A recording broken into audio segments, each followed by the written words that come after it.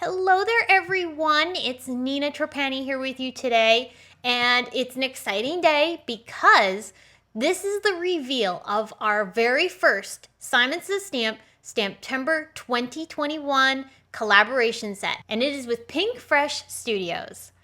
This gorgeous stamp and coordinating die set is called Next Level Amazing. Now, this is a very special offer because these stamps come with the coordinating dies free while supplies last. So all you need to do is purchase the stamp set and you'll get the coordinating dies added to your purchase. This is a limited quantity offer, so the dies are only available while supplies last. No code required. All you need to do is make a purchase and the dies will get added to your order automatically. And of course, with STAMPtember in general, this stamp set is also limited edition. So the stamp set is available while supplies last as well. So if you do love this stamp set, you want to make sure you purchase it while you can. We designed this stamp set in collaboration with Pinkfresh Studios. It's a gorgeous 4x6 stamp set. And of course, we have the coordinating dies like I mentioned. I'm going to show you how to use these dies with the stamp set because the stamp set comes with the large blossom, but it also comes with some smaller blossoms. So the first thing you're going to want to do is die cut with the coordinating die from the paper you're going to stamp on. Then we're going to place that die cut paper into our MISTI tool. If you don't have a MISTI tool, you can still do this, but it is really helpful to have the MISTI. I'm going to lay my paper inside of the MISTI tool and hold it down with the magnet. This will make sure nothing moves. Then I'm going to start pulling out the stamps and I'm going to fit them into the negative spaces of that paper so that way I know exactly where they're going to line up when I go to stamp them. So take all of the little blossom images and just line them up into those negative spaces. You'll see how they fit in nice and easy. Once you have them lined up, pick them up with the door of your MISTI, and then you can lay the paper, the die cuts, back into the negative. Now I like to take a little bit of dot runner, this is our Simon Says Stamp dot runner, and put a quick little bit of that on the back side of each die cut so that way it doesn't shift as I go to stamp it. Because I'm stamping on watercolor paper, I know I'm going to have to stamp more than once because watercolor paper is textured.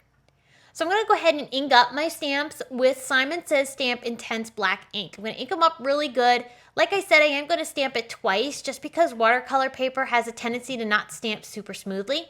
So I'm going to go ahead and stamp this once and then a second time to make sure I get a really nice, good impression of this entire stamped image. And you'll notice that because we lined up those stamps into the negative pieces of the paper, they stamp perfectly on top of the actual die cut shapes. So this is a great trick for lining up your stamps and stamping them all at once and then being able to die cut easily. Now to color in this beautiful image, I am going to use some Karin markers. These are watercolor markers and they blend out beautifully when you add a little bit of water to them. So I'm going to use a variety of rainbow shades, which I do have linked in the supply list. You can find that in the video description below if you're watching this on YouTube. And I'm just going to color each image with a single layer of color. These are really cute and detailed images, so I don't need a ton of shading to make these look spectacular. I threw in a few green shades here and there to add a little bit of interest and some nice separation between all the rainbow colors that I'm adding for the florals. And I'm going to be coloring not just the big bloom, but I'll also color all the small blossoms as well. There are 4 of those little blossoms that look really pretty when you pair them up with this larger blossom. The smaller blooms act almost as if they're coming off of the larger sprig of flowers, like they're blowing in the wind. It's really pretty set. So once I have all my images colored with my watercolor markers, I'm going to pull out this HEXAGON background stamp, which is brand new from our Simon Says Stamp STAMPtember exclusive release. Now this stamp set is not a collaboration stamp. This is available at all times at our Simon Says Stamp store. It's a great versatile background for many different cards. I'm going to attach a SLIMLINE card base, which is something we carry here at Simon Says Stamp, inside my MISTI tool. And I'm going to ink up my stamp with the Simon Says Stamp New Celery ink. But I'm only inking up the center portion of the stamp because I want to create a bar across my card here. I don't want the top and bottom inked, I just want the center.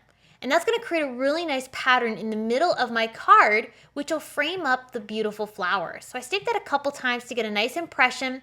And then I'm going to pull out that same ink, my Pawsitively Everything tool, and a Simon Says Stamp blending brush. and I'm going to add just a little bit of ink blending to the center of the card. This is going to create a halo around the flowers, so it's going to add a little bit of dimension behind there to just really make them separate off of this card nicely. Once my ink blending was complete, I also pulled out my splatter box, which happens to be a Simon Says Stamp card kit box. Works great for containing splatter. And I'm going to spritz on a little bit of Salvaged Patina Distress Stain and White Picket Fence Stain. And I'm going to splatter these onto that background to create some dotted texture, some splatter effects in the background of my card, and that's going to provide some texture behind these flowers. You'll notice I tied a bit of twine onto the stem of the flower, and this is where the flower is going to end up resting. It's going to sit right in the center of my card. I attached it with a bit of foam tape, so that way it has a little bit of dimension off of the background. And so I'll lay that right in the center, which is framed up beautifully by that hexagon background.